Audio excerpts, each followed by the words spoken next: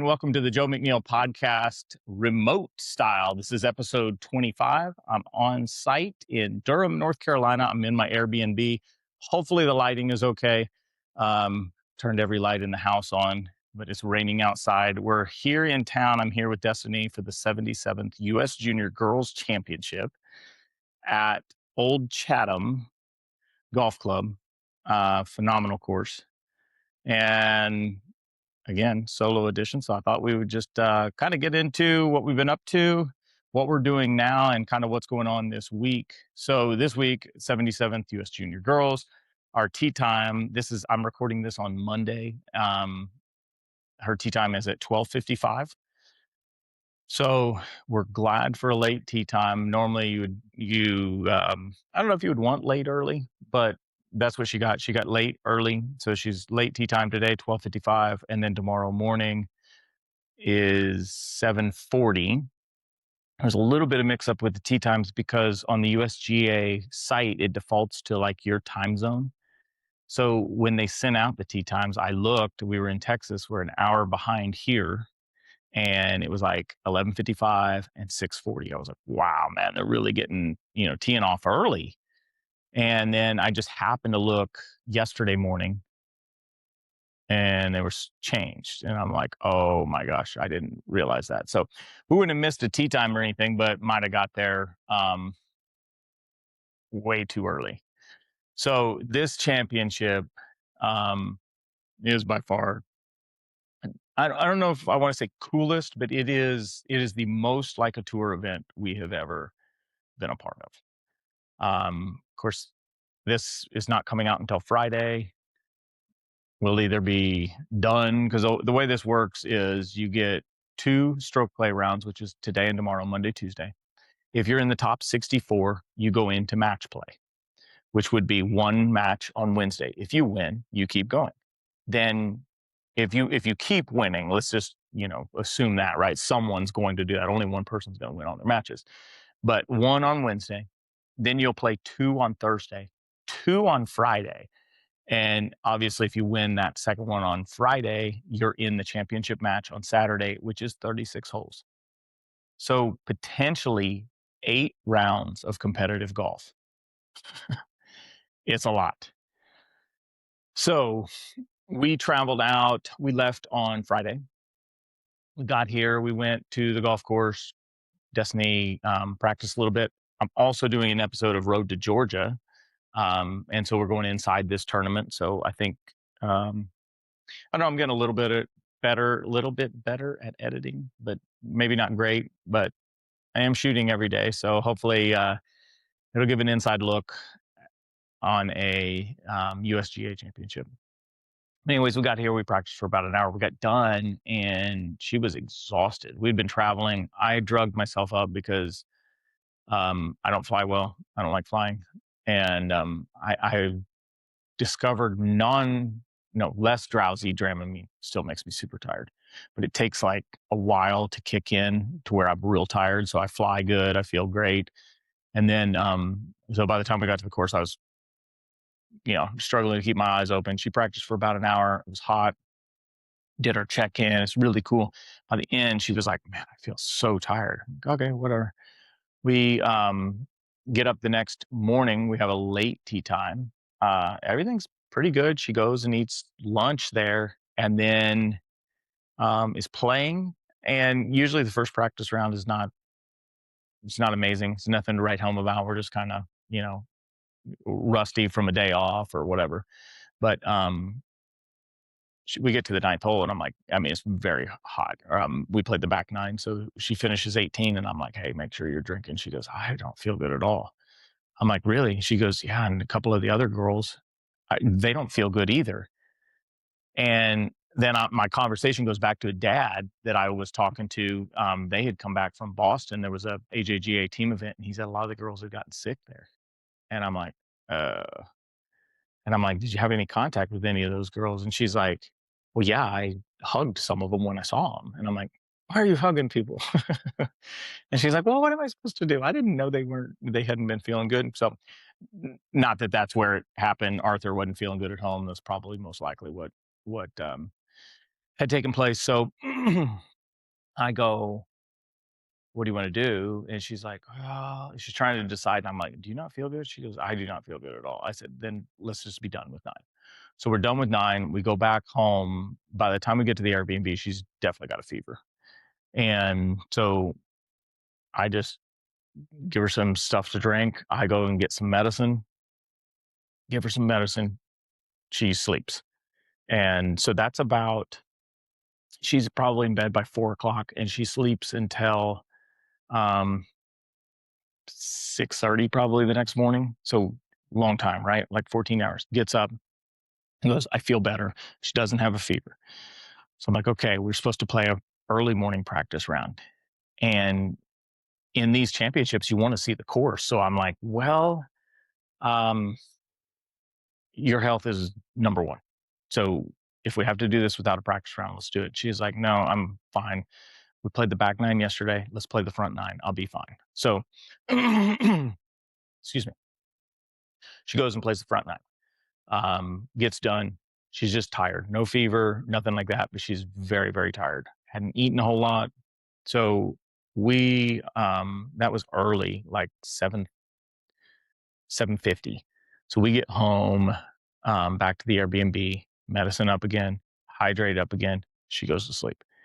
And she's slept probably anywhere from 16 to 18, 16 to 20 of the last 24 hours.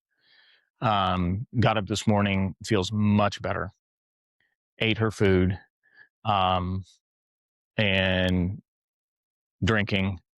And so obviously you don't come all this way. You got to push through some stuff, right? Um, we lucked out today. We've got a later tea time, so it gives her a little bit more time to rest up. And it's only going to be 80 here today. So it had been almost 100. It's a slight rain, but it's overcast. This is perfect. And then she's got another early round tomorrow morning, 7:40. But again, it's going to be overcast all day tomorrow. By the time she's done noonish, um, it's probably only 82, 83 degrees. So very good. Um, Hopefully we can string together a couple good rounds, make it to match play, and then all bets are off. You kind of see where you go from there. But this is an example of planning for anything and everything. You've been with us when we broke the driver in Arizona. The face cracked. We're scrambling around. Well, now we're traveling with a backup. Now you got this, and I'm like, shoot. I mean, you don't expect this. You don't plan on this. We're generally pretty healthy, and but she said she feels good today. Muscles are still sore, like after you get over something. But she's been eating and drinking, which is fantastic. We'll give her some ibuprofen before she tees off. Other thing, so she was not gonna get a caddy. She didn't want to get a caddy. She likes to do her own thing.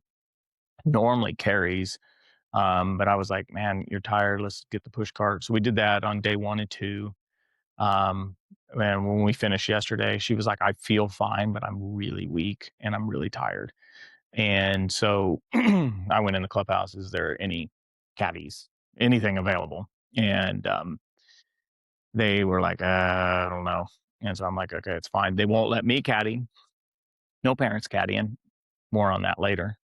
And they called us last night. They found somebody. So his name is Mason. We have no idea how good he is, but we just need somebody to carry the bag. No advice, just, kind of stay out of the way, keep things light. And we'll roll with this and see how we do. So 12:55 today, and then we'll play the stroke play. Obviously, by the time this comes out, our championship may or may not be done, but we'll include it on the road to Georgia. That episode will come out. I don't know, maybe, hopefully it will come out before the women's am. So I'm hoping that I'm able to get all that editing done, tell the story, and kind of show that. So, anyways, but not feeling good. Okay. This happens a lot, right? I remember having a qualifier back when I was in Indiana, and I don't want to be too graphic, but it was not good. Okay, so it was coming out. it was coming out everywhere. So um, I remember waking up and it was a qualifier for the Indiana Amateur Championship. So I had a caddy. My friend was caddying, and I was sick as a dog. And I mean, fever sick. This is before COVID, so you could kind of get away with some of this stuff. Um,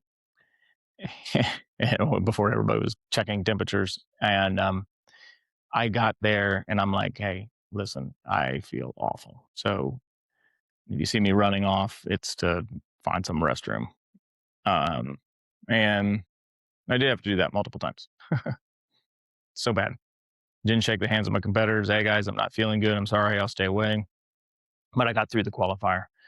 And, playing through sickness and adversity, kind of life, right?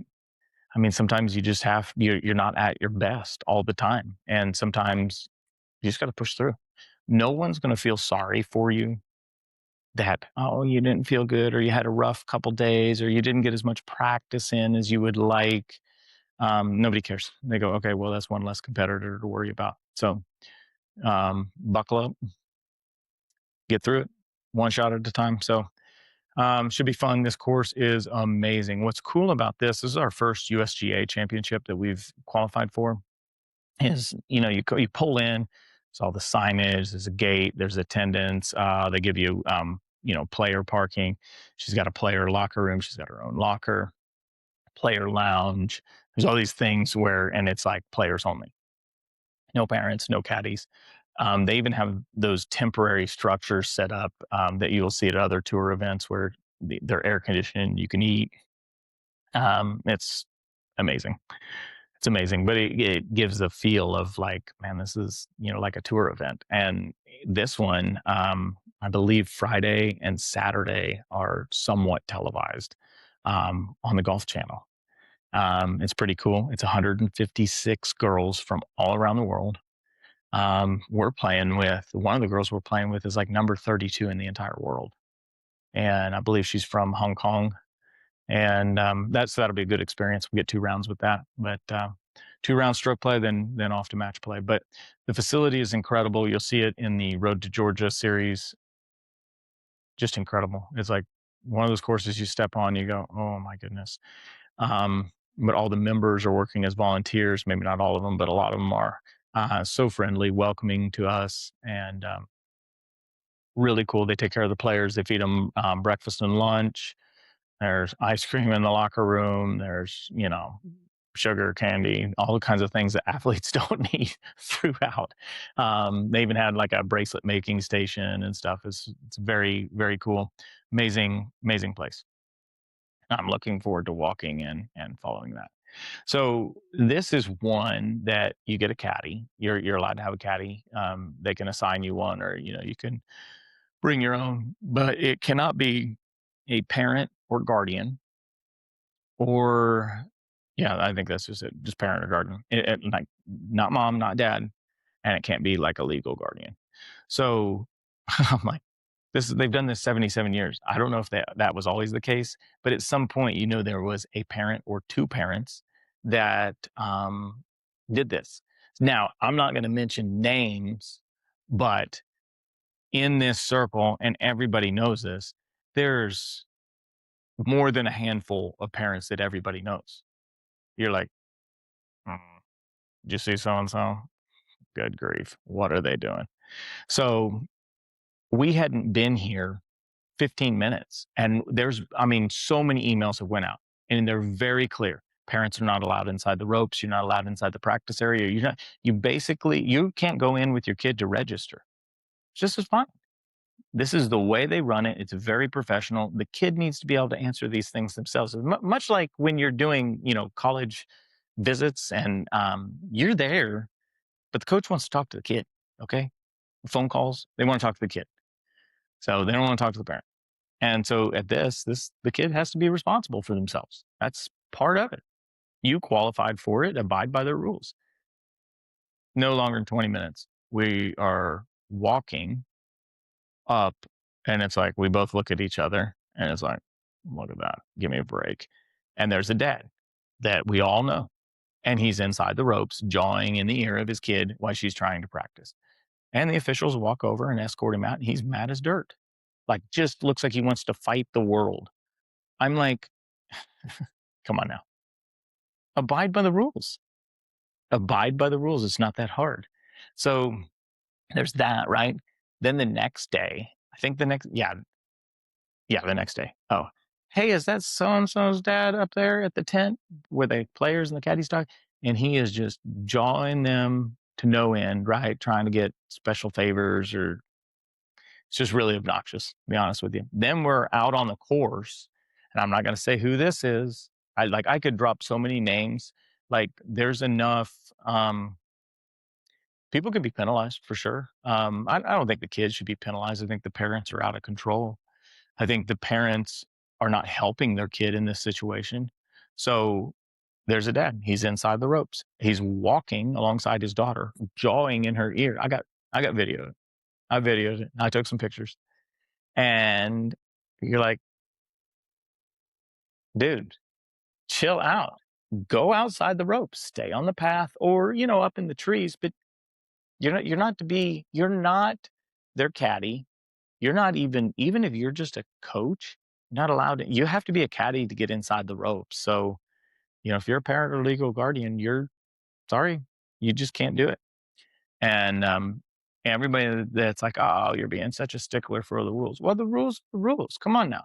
Like, I'm not saying like, hey, disqualify somebody or even penalize them. I'm not saying that.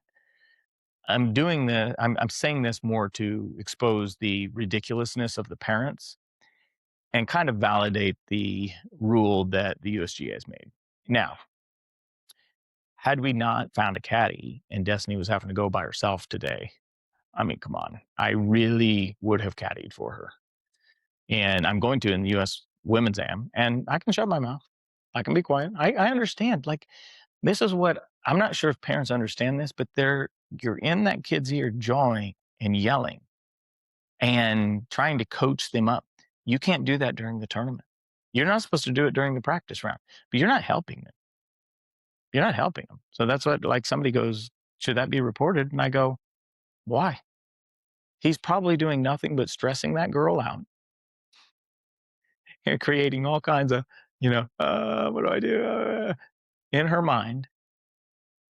Why? And then she's not going to play good. And then he's going to blame her.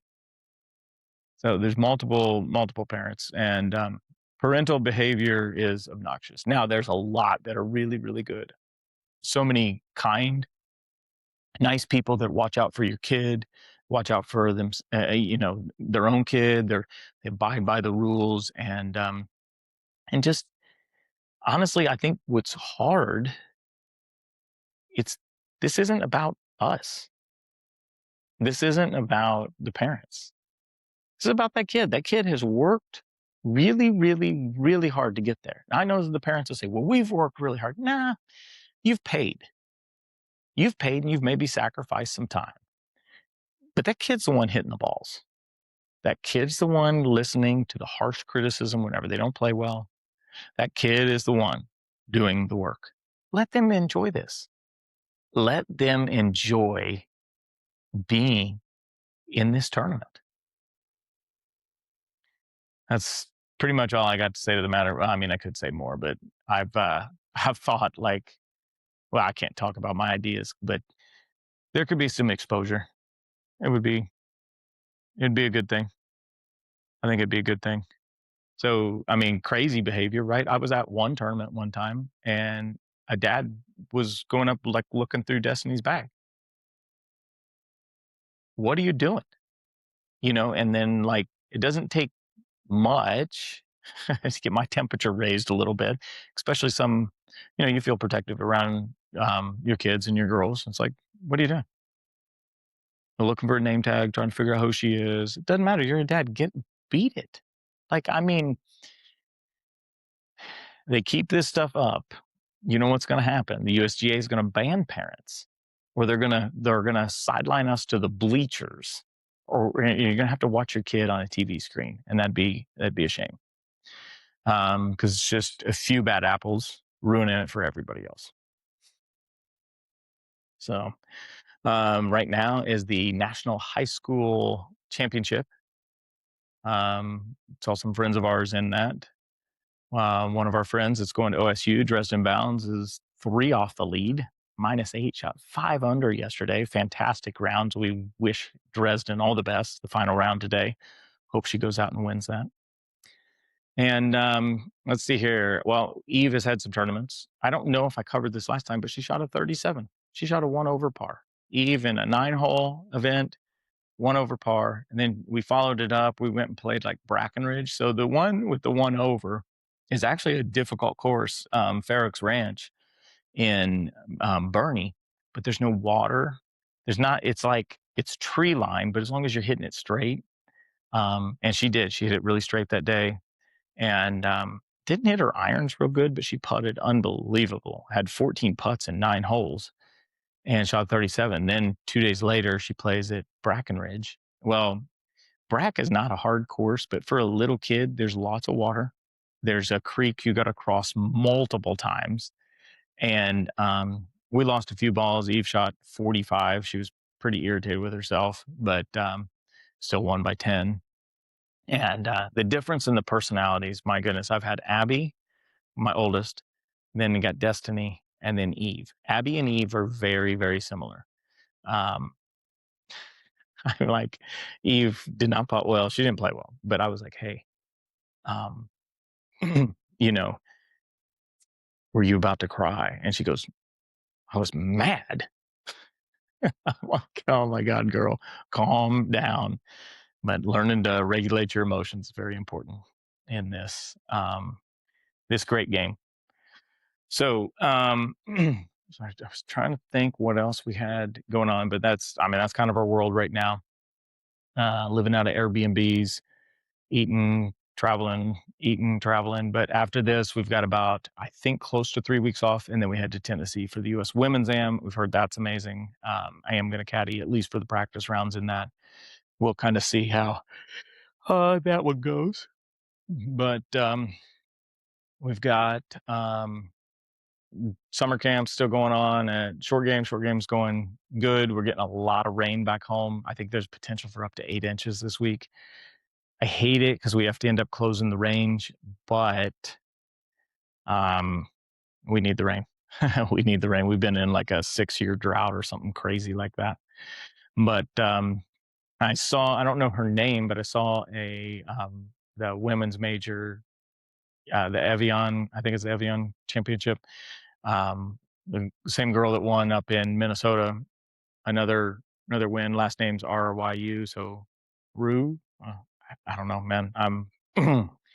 But we did watch the end of that, which Brooke Henderson was 7 back to start the day and had 3 eagles, and including eagle at the last to get into a playoff, and then just hit a bad drive and had to scramble trying to recover there, which was unfortunate. But the girl that won birdied the last hole, and it was her first birdie all day. So you think about that on that level, you're like, usually the ones we see on TV, right, are like Brooke Henderson, 3 eagles, shoots 7 under. But that person in the final round only had 1 birdie, and she ends up winning. So pros have bad days too, and good days, and it's important not to let a single round or a single tournament define you in anything, honestly, in anything. Um, well, my son Jehu, who I can't even call him my co-host anymore because he's always, well, Dad, I got a round of golf, or I'm trying to get him in here to shoot. So I'm shooting these solo episodes. He's not here. I do wish we'd brought him here to North Carolina, and then he could have caddied for his sister. But he turns 20 tomorrow, 20, and I know he won't listen to this, but happy birthday, Jehu. We love you. It was looking scary there for a little while, but he's pulled through. He is working out like crazy, running like crazy, works like crazy. And then he's got the men's city championship. I think maybe the week we get back next week, maybe next week, he's got the men's city championship. And I can't remember where it's at, but that will be good. It'll be exciting. Fantasy football and the NFL are starting back up. I haven't done fantasy football in a long time, but it made me think about it. I was listening to the Nate Land podcast, and they were talking about one league that had been going on for like 20 some years, and I'm like, oh, if we would have kept our originals on, that would have been the thing. Boy, I got some stories there. Right, we ran one in our old church. I ran one. This was back um, before any of the mobile drafts or anything. And we would get a big paper draft board with stickers, and we'd have it down in my basement. And all the guys have to walk up and put the sticker on their team name. It was a lot of fun. And I think we did. I think we charged. Sorry, man, I'm yawning like crazy, but we charged like $10 or $12, okay, to run this thing. And I remember we had one guy in there that wrote me a bad check for $12. And he didn't tell me. He didn't tell me that he had written me a bad check. I went to the bank, and it was his bank, and they go, "Hey, um, he doesn't have that in there." And I'm like, "You got to be kidding me." And I said, "Well, don't cash it." And they're like, "We can't even give it back to you because it's essentially a bad check. We got to void it." And I said, "That's fine." So I called him. I was like, "Did you write me a bad check?" He's like, "Yeah." I'm like, "Dude, if you don't have $12, just tell me. I would have fronted you the money." It wasn't even a big payout. There was nothing. It was $12. And so don't write bad checks for your fantasy football. We are most everybody in the family is diehard Dolphins fans. I'm so sorry. The kids are like, "Why are we Dolphins fans?" I'm like, "Well, here's the reason." Okay. In 1994, my older brother was a diehard Dolphin fan. He tragically passed away. I was an Eagles fan at the time. I was Randall Cunningham, but this is in November of '94, and I'm 12, so young, and I'm like, you know what? I'm trying to keep my brother's memory alive, and I'm like, somebody needs to like the Dolphins, so I'll like the Dolphins. First game was Marino's fake spike against the Jets, which was, or yeah, he like fake spikes and throws a touchdown. It's pretty great. They make the playoffs for like 5 straight years that I'm a fan. Marino's good. Marino retires in '99. It wasn't great when he retired. His last game was like 62-7 to the Jaguars. Jimmy Johnson comes in. They're pretty good in the early, like, well, no, Jimmy Johnson was already there. That's right. So Jimmy Johnson came in I think '95, I believe. Then after him was Dave Wannstedt. We were decent. We had Ricky Williams, but I got married in 2001, and the last playoff win the Dolphins made was 2 weeks prior to my wedding. Was technically in the year 2000. So we've been married 25 years now. Never seen a Dolphins playoff win. Uh, and now we live in Texas, and you have all these Cowboys fans around you who are like, the Cowboys. But I'm like, y'all haven't won anything since the early '90s. They've won more playoffs games. Cowboys have been more successful, but essentially the Cowboys are like the Dolphins of Texas. And God, it's painful, right? It's painful watching your organization be run so poorly. And I'm so loyal. I'm like, I want to toss you in the trash, Dolphins. I want to stop liking you, but I can't. Well, they're rebuilding this year, and it's not great. I mean, what did they just do? So we drafted Tua Tagovailoa out of Alabama, which Georgia, apologies. Um, I became a Tua fan when he won that national championship, and he came in as a freshman and threw that touchdown. It was amazing. And so we kind of rooted for him. Didn't think the Dolphins would ever get him, not because they wouldn't draft high enough. They're always good enough to draft around 12th, never up towards the top. Well, they get him. However, his final play in college, he breaks his hip, and he was always injured. But he can throw. He throws a really, really, really pretty pass. Does not have a big arm though, so everything's just timing and anticipation. Well, the Dolphins draft him, and I'm immediately like I'm happy. But you just know they're not going to draft offensive line. They're not going to scheme for him. They're not going to do it. And they didn't. He has the best numbers since Marino. And I've been a fan, I told you, for 20 some years. This guy is the best quarterback we've had since Dan Marino. It's not even close. And all the fans that hate on him can go pound sand or go, go like another team. He was by far the best, but he started getting concussions. And he got concussions like if you slam the door hard, dude had a concussion. Sad to see.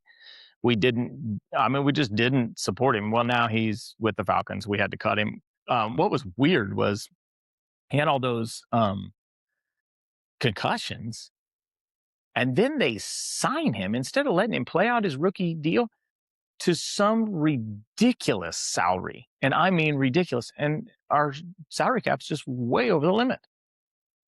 I don't understand that. Like I was a Tua fan, but like just give him a 1 year deal. He had a really good year 1 year. Give him a 1 year deal. Stay healthy. And, but they didn't do that. So we got a new GM from the Green Bay Packers, John Eric Sullivan, who is cutting, and just, getting rid of everybody. We have Malik Willis as our quarterback. I'm not sold on him. He is a big dude. He probably won't get hurt. Probably. But the Dolphins are going to be awful. I've seen so many teams. Well, I shouldn't. I'm gonna reserve judgment until I see them. I will know based on what I see in the preseason because I knew last year. As soon as I saw it, I said we're going to be terrible this year, and we were. But yeah, we'll see. Hopefully, we got a defensive coach. Hopefully, I'd love to see a defense again. I'd love to see a team that just competes. My brother's a Patriots fan. It's so annoying. Like he's like, oh yeah, we went to like 10 Super Bowls. He's seen like 10 Super Bowls. It's ridiculous. And then he's like, well, I was a fan when that 1 year they were bad. It's like, give me a break. The Patriots have been good for a quarter of a century. Guys, leadership in your organization matters. The team, the coaches, they will follow it. I will say about the Miami Dolphins, I think they have some of the worst press in the NFL. I haven't watched all the others, but the questions that are asked, there's a couple reporters that are really good, and they're just kind of, asking normal questions. And then there's a bunch that just ask the dumbest things, right? And then they turn, and it's like this backbiting, and they just devour the team and then the fans, and it's a very toxic, negative fan base. There's some good ones out there. I like Kyle Krabs from Locked On Dolphins. He's a great dude. Gives good perspective. 3 yards per carries guy. They give good perspective, but man, there is a lot out there. It's just bagging on the Dolphins. Oh, this organization's terrible. Do you know why it's bad? One of the things you can look all this stuff up. You're probably like, dude, I'm not a Dolphins fan. I don't care. I get it, but they swear that the new stadium, was built on an Indian burial ground. So they're like, it's cursed. The team is cursed. I mean, I would love that because then let's just go and pray over it or repent or do something. But nah, you're just bad leadership. Bad leadership. Bad leadership. If you have a stinky organization, look at the top of the food chain. It's bad leadership.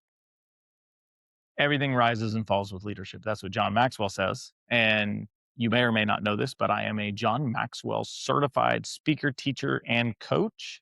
Went through his leadership training program 5-6 years ago. He's got some of the best stuff, some of the best books, in my opinion. And becoming a better leader is definitely worth an investment. So I think I don't want to sit here and say all the time, but this is pretty much all I got. I'm not sure if it's 20, 30 minutes, but trying to keep these going every week. Next week, I'm going to get Jehu in on this podcast, and we're gonna talk about something, have something interesting to talk about. But we'll wind it down summer, to be honest with you, and then we got school. Yay! My wife is getting ready for that. So Eve is going to be in 6th grade. Samuel,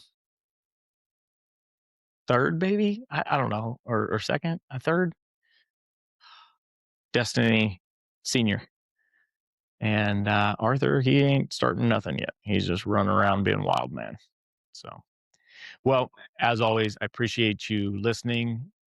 Um, comment if there's something you want to talk about.